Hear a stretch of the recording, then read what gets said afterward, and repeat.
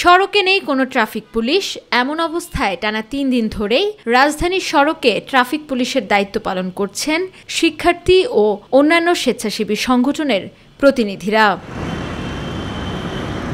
সড়কে অন্যান্য শৃঙ্খলা রক্ষায়ও কাজ করছেন তারা। হেলমেটবিহীন মোটরসাইকেল ও বেপরোয়া গাড়ি চালানো নজরে এলেই থামিয়ে দিচ্ছেন শিক্ষার্থীরা।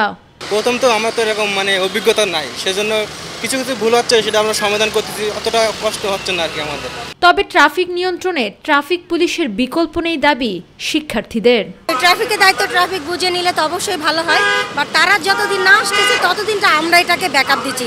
বাট আমি রিকোয়েস্ট করবো তারা যেন তাড়াতাড়ি এসে তাদের কর্মসংস্থান বুঝে নেয়। শিক্ষা প্রতিষ্ঠান সব খুলে যাবে, আমরা তখন রাস্তায় আর থাকতে পারবো না, সেই ক্ষেত্রে অবশ্যই আমাদের ট্রাফিক আইনে হেল্প লাগবে। এদিকে শিক্ষার্থীদের এমন কার্যত উদ্যোগে সমর্থন দেন পথচারীরা। ওনারা অবসর সহিতে কাজ করতেছে, কোনো ঝামেলা নাই, সবই ভালো দেখতেছি।